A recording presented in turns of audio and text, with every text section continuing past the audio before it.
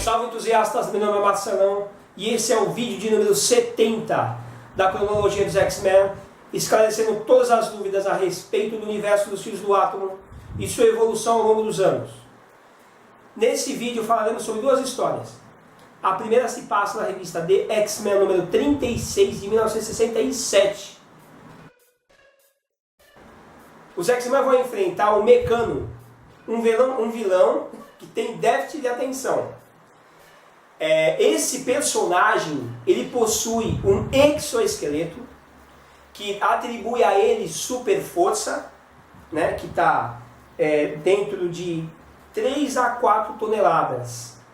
E a capacidade de alcançar, de dar saltos muito altos, que alcançam alturas variadas de 15 a 20 metros. Né? Como é um protótipo, ele não tem a capacidade de fazer uma aterrissagem suave. Né? Mas esse é o vilão que eles vão enfrentar nessa revista.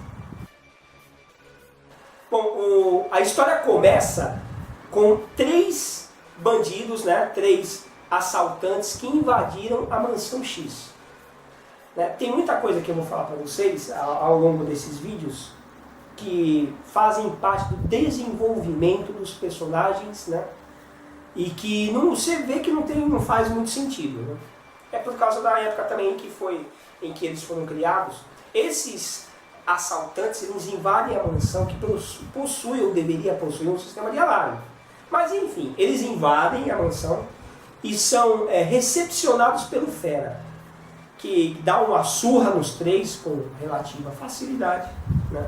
Ele enfrenta os 3 adversários que são humanos normais, então ele tira de letra. Né? Depois que o Fera vence os 3, para não correr o risco, né, deles serem reconhecidos no interior da mansão, mesmo porque os X-Men estão dentro de uma escola em Winchester, né? Então o Cíclope decide que eles têm que ter a mente deles apagada, né, a memória deles apagada. E de que forma isso vai ser feito? A partir do momento que o Xavier não está na mansão.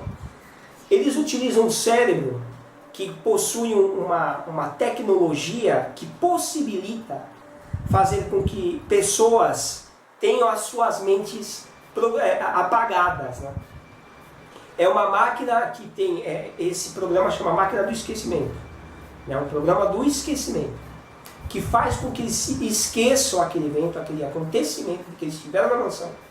Inclusive, o Cíclope coloca uma sugestão na mente deles, para que a partir do momento que eles saem da mansão, eles procurem as autoridades e confessem todos os crimes que eles cometeram. Né? Nesse meio tempo, o que acontece? Né? A Jean Grey, como foi dito no vídeo anterior, que ela ficou na mansão para tentar encontrar o professor Xavier, ela utiliza o cérebro, né, que emite vibrações ultrassônicas, né, que são refletidas por um satélite americano, um novo tipo de satélite americano. É o mais avançado que foi colocado no ar. E ele utiliza essas vibrações ultrassônicas para poder alcançar outras partes do globo. Através dessas vibrações, a Jean Grey ela consegue localizar um ponto onde está a faixa do Banshee, né, que às vezes acredito que ele esteja no mesmo local que o professor Xavier. Ela transforma essas informações em coordenadas e utiliza o Atlas para encontrar a localização aproximada de onde pode estar o Xavier. O Atlas, não tem muita gente que não sabe nem o que é o Atlas, né? Porque nessa época não existia internet. Então o Atlas é um livro que tem mapeamento do globo terrestre. Né? Então ela faz uso desse Atlas para poder encontrar a posição aproximada de onde pode estar o professor X. Valendo-se disso, né, eles vão até o hangar, né, para saber a condição do jato que eles têm, o Learjet 23, né, que já foi dito em vídeos anteriores. E esta é a primeira vez que o Hank está fazendo uma avaliação dos sistemas, né, para poder fazer o voo e tudo mais, e ele descobre que o jato não possui combustível suficiente para poder fazer esse voo. Né? Mesmo porque o professor Xavier ele foi localizado na América Central e eles não têm combustível de avião para isso. Neste momento, pela primeira vez, o Hank chama a aeronave de Bird, ou de pássaro, apenas Bird, apenas pássaro. Ele fala que o pássaro não tem combustível suficiente. E assim, como eles são adolescentes na mansão, e isso existem coisas que a Marvel Comics faz e fez nessa época que são totalmente controversas, principalmente com relação à idade deles. Porque no vídeo anterior foi mostrado que o Bob Drake eles estavam comemorando o aniversário de 18 anos dele. Isso não é possível porque ele é o mais novo do grupo, todo mundo sabe disso. Então se ele tivesse, no caso, né, os 18 anos, os outros seriam mais velhos já e poderiam efetuar o procedimento que eles precisariam nesta história que não acontece porque eles afirmam que os X-Men são adolescentes.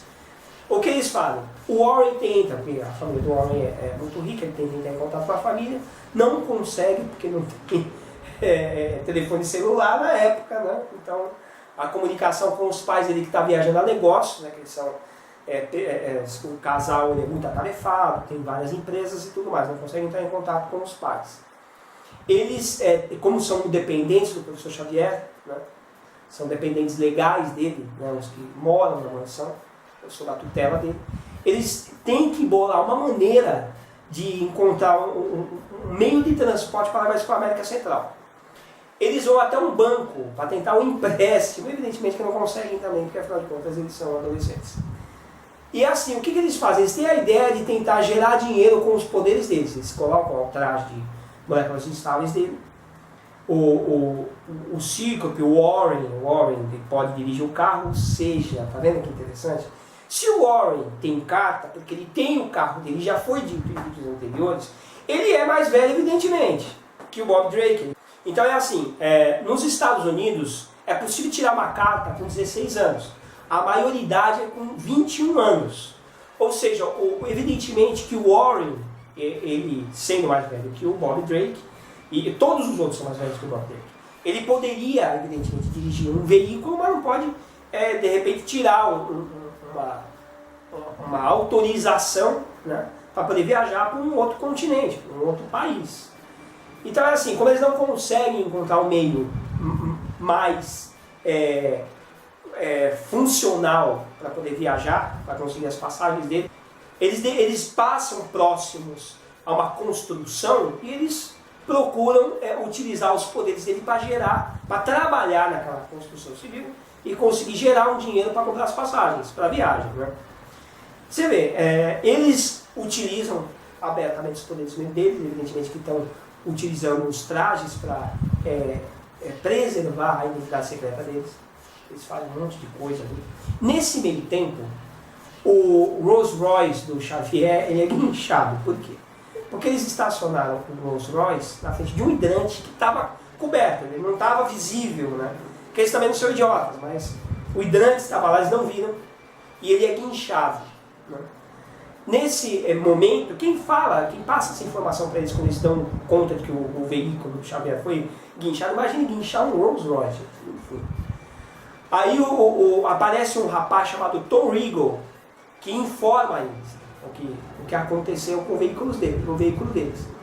E ele oferece para eles uma carona. Ele está com um Fusquinha, e dentro do Fusquinha ele já havia retirado, ele havia roubado uma caixa com um artefato tecnológico da universidade. Então é assim, ele comunica a eles, né, que ele está com o carro dele para dar uma carona para eles. Dentro desse carro, do Fusquinha dele, tem uma caixa grande. Né? E essa caixa, ela possui um exoesqueleto que ele roubou da universidade, do departamento tecnológico da universidade, que é um protótipo experimental e que ele pretende utilizar para objetivos próprios dele. O que ele faz? Ele vai até uma biblioteca recém-inaugurada, que fica em frente da onde os X-Men estão executando um show de malabarismo, né, porque já trabalhando na construção civil, mas precisa de mais dinheiro, tem que gerar dinheiro. Então eles estão utilizando as habilidades dele para poder chamar a atenção das pessoas e arrecadar dinheiro. E nessa biblioteca, que foi recém-inaugurada, ele decide, o Tom Riegel decide atacar esse local, ele quer destruir essa biblioteca para chamar a atenção. Ele coloca o traje dele, né? E ele é engraçado que ele aparece com o megafone no topo do prédio que ele pretende destruir, e ele informa as pessoas do objetivo dele.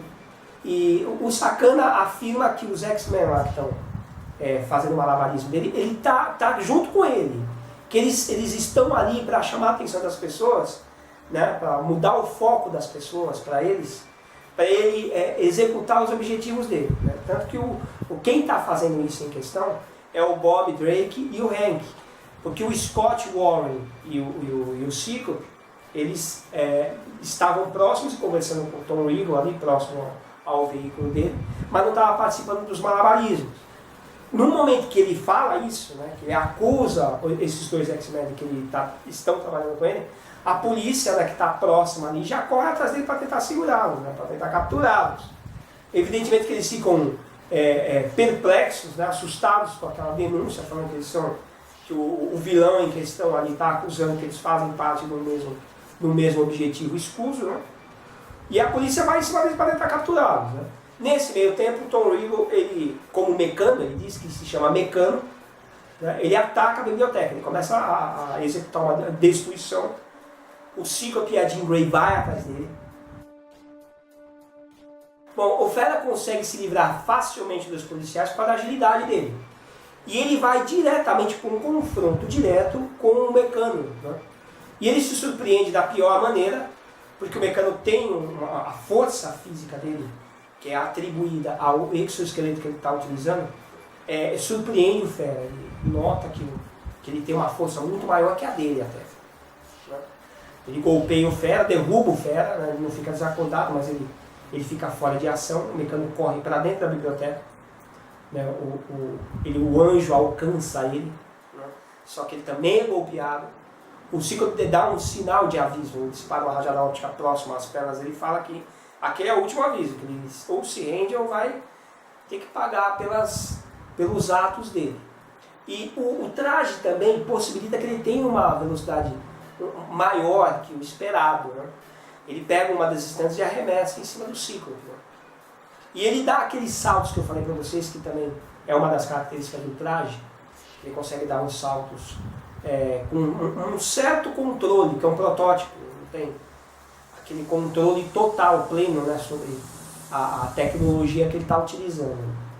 Aí o Ciclope se recupera, vai atrás dele, né, o Mecano joga um móvel em cima do Ciclope, mas o Ciclope derruba aquilo utilizando as rajadas ópticas dele, né?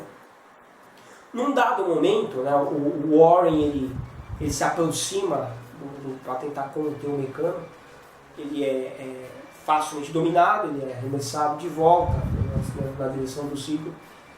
E assim, durante o confronto, o Mecano decide se afastar, né? E assim, ele dá um salto, né, com aquele equipamento que ele está utilizando. Só que assim, como eu disse para vocês que é um protótipo que não tem muito controle, ele fica pendurado, engraçado, num prédio, né, próximo ali. E como ele cai, porque ele tenta se segurar, mas não consegue, tem aquela super força dele, mas acaba quebrando a sustentação que ele tinha conseguido alcançar com as mãos, e ele cai, né? Ele iria, evidentemente, poderia até, de repente, morrer com a queda dele, né? Porque ele não voa, ele não tem poder de voo. Só que ele é parado em pleno ar pela telecinese da garota Marvel ali, né? Que faz com que a queda dele seja, né, seja controlada. Nesse momento, quando ele chega no chão ali, os policiais se aproximam, aparece uma outra pessoa, né, que no caso é o pai dele. Né, que ele chega ali, o Mecano remove o capacete que ele está utilizando, que faz parte do traje dele. Ele se revela, né, fala para o pai dele que o objetivo dele é chamar atenção com aquele traje, né, porque o pai dele é um homem de negócio, muito rico, não tinha tempo para ele, enfim. É uma historiazinha que não justifica, né? Mas o que acontece é que, evidentemente, que o pai dele vai resolver o problema do filho com as autoridades. Ele até agradece os X-Men por ter salvado a vida do filho dele, né? E ele decide, ele pergunta de que maneira que eu posso retribuir vocês, né? E eles falam que eles queriam viajar, mas eles não tinham dinheiro para isso. Aí o pai dele, o pai do Tom Riddle, ele decide pagar as passagens da viagem que os X-Men precisam para poder chegar na América Central, né? Então essa história termina dessa forma, né? O Mecano, né, não chega a ser um vilão de credibilidade, né? Ele só é um cara que precisava chamar a atenção dos pais. Os X-Men conseguem vencê-lo sem feri-lo, né? E sim ele ferir outras pessoas também. E conseguem alcançar os objetivos dele, que é as passagens por voo para a América Central. E é interessante que no momento do final dessa história, eles estão sendo observados no aeroporto pelo um dos membros principais do Fator 3, que está acompanhando toda a embarcação deles, o avião e tudo mais, né? Ele tem acesso às câmeras do aeroporto e consegue ver que eles estão embarcando com destino à América Central, né? Então é isso. Bom, e essa próxima história ocorre na revista The X-Men número 37 de 1967. Os inimigos que os X-Men vão enfrentar nessa história são o Mutante Mestre e o Changeling, e alguns outros personagens que vão aparecer ao longo da história que fazem parte de todo o círculo do Fator 3.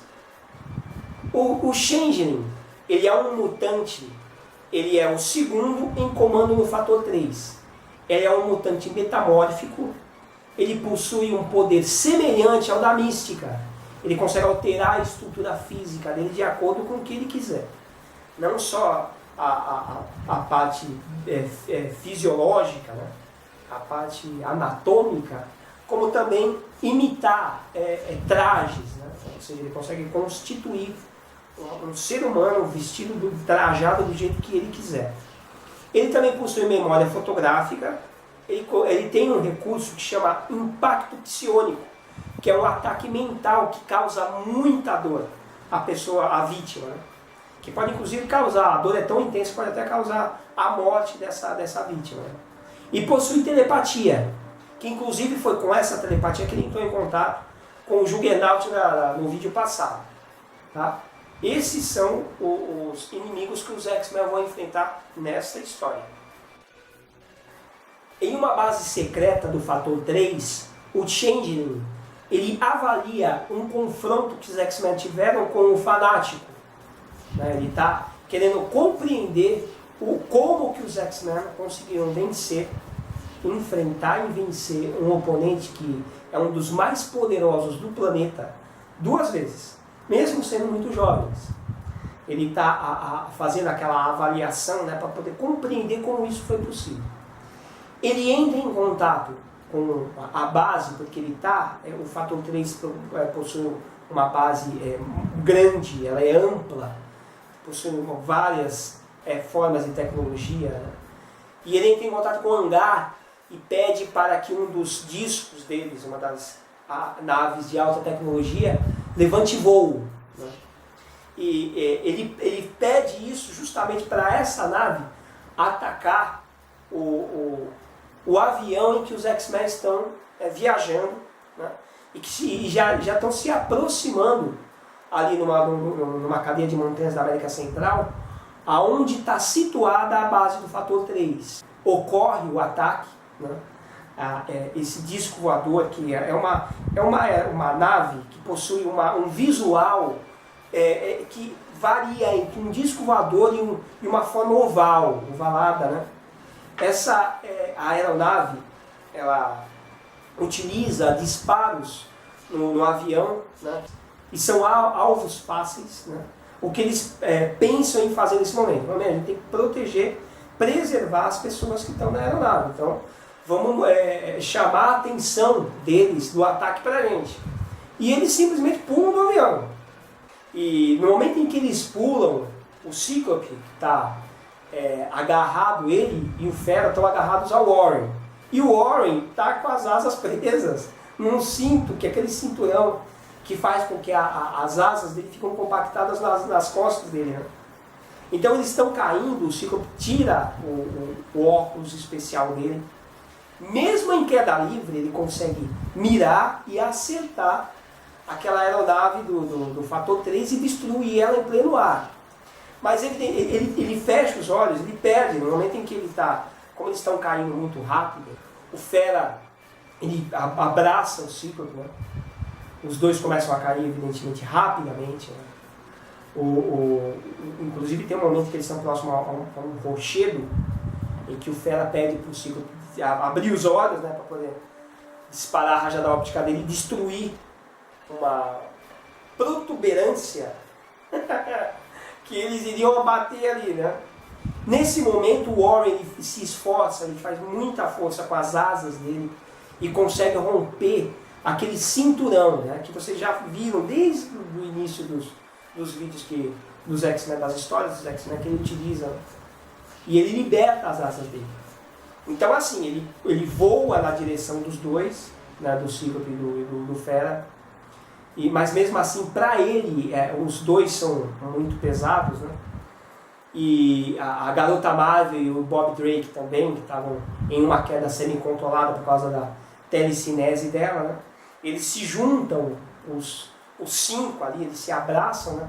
E eles utilizam recursos combinados. Inclusive essa cena é muito parecida com aquela do Homem de Ferro, né? Do Homem de Ferro 3, em que ele pega um monte de gente ali para poder salvar as pessoas que estavam em queda livre. Enfim, com esses recursos combinados eles conseguem alcançar o chão. Assim que eles chegam no solo, eles se vestem, né, colocam os trajes de estáveis dele e são atacados pelas aquelas aranhas mecânicas, né? Aqueles aracnídeos tecnológicos que inclusive é o mesmo que atacou o Homem-Aranha na edição anterior, né, no vídeo anterior que a gente comentou. Só que eles utilizam, evidentemente, cada um o seu recurso, a Garota trabalha a telecinese dela, o Hank utiliza a força dele, a agilidade dele, o Scott utiliza os raios ópticos dele para destruir, só que tem muitas. E eles decidem se afastar e recuar, né? Só que o terreno não é um terreno conhecido por eles. À medida que eles se afastam, eles entram em contato com uma nuvem densa, né, de um gás, que acaba fazendo com que eles percam os sentidos. Quando eles acordam, eles estão confinados dentro de um escudo, um domo de força. E é a primeira vez que eles veem um dos integrantes, que no caso é o Changeling, que é o segundo no comando, que ele se apresenta como Changeling, e o segundo no comando do fator 3. Atrás do Changeling tem uma figura misteriosa, que está meio nas sombras, assim, está observando eles também. E o Changeling deixa claro para eles que eles foram levados até ali, né? Que eles foram atraídos, inclusive, pelo Professor Xavier, né? Porque o Professor Xavier, eles mostram, inclusive, tem uma imagem, eles mostram a imagem do Professor Xavier que ele está dentro de um cilindro, dormindo, né? E ele ao lado do Banshee. Eles foram capturados pelo fator 3. Né? E que eles estão ali para serem punidos por trabalharem a favor dos Homo sapiens e contra os mutantes. Né? E é interessante que eles são acusados, olha só, por outros mutantes, que são mutantes que eles enfrentaram, são mutantes vilões, que fazem parte do fator 3, que é o Blob, o Vanisher, o Unus e o Mestre Mental. Esses 4, eles estão ali, né, para acusar os X-Men. Eles são acusadores e júri, né, de que eles devem ser condenados por ficarem contra a comunidade mutante e a favor dos Homo sapiens. O Changeling também deixa claro para eles quais são os objetivos do fator 3. O objetivo do fator 3 é colocar em prática, né, aqui tendo várias situações que fazem com que ocorra a Terceira Guerra Mundial. Né, fazer com que as duas maiores potências, uma delegação importante dos soviéticos, matá-los, né, para incriminar os americanos, ao mesmo tempo em que as bases sejam invadidas, né, eles tomem o controle sobre os mísseis intercontinentais americanos e disparem na direção da União Soviética, que evidentemente vai revidar. Isso vai causar a Terceira Guerra Mundial. E assim, o objetivo deles é, quem sobreviver a esse holocausto vai ser governado por eles. Assim que eles dão a sentença de que os X-Men vão ser destruídos, né, e que eles não podem impedi-los de executar esse ataque à humanidade, eles disparam uma rajada de energia nos X-Men, eles ficam desacordados e são levados por uma máquina, né? Eles são presos a essa máquina à medida que o fator 3 vai comunicando o que eles querem fazer. Isso é muito dos anos 60, 70, enfim, né? Então assim, os X-Men estão presos, eles têm um equipamento tecnológico na mente deles, né, na cabeça deles. O Cíclope tem o visor dele bloqueado, né? E é assim, o objetivo daquele maquinário é destruir a mente deles, fazer com que a mente deles seja destruída, eles vão ficar num estado vegetativo. Aí o que acontece? Eles estão sentindo evidentemente um ataque poderoso que está sendo executado na mente deles, e assim, o Cíclope, ele pensa, ele usa a inteligência dele para criar uma forma deles conseguirem escapar daquela situação. E qual que é a ideia que ele tem? Ele fala primeiramente para a garota Marvel tentar utilizar a telecinese dela, mas ela diz que ela não conhece aquele maquinário e ela está sofrendo um ataque mental e isso está atrapalhando, né, o controle que ela tem com a telecinese, então ela não consegue encontrar um meio de fazer com que aquela máquina pare, né, as funções dela. Então o senhor pensa rapidamente. Ele pede para o Bob Drake criar bolas de gelo, né, utilizar o poder dele para criar bolas de gelo. Ele pede para a garota Marvel usar a telecinese dela para levitar aquelas bolas de gelo e utilizar em pontos acima da cabeça deles, onde está o maquinário, né, toda a funcionalidade ali, a parte elétrica e mecânica do maquinário, com o objetivo de fazer com que a água do gelo derreta, e ela derrete rapidamente, entre em contato com todo o mecanismo que entra em curto. Então o Cíclope tem uma ótima ideia que funciona.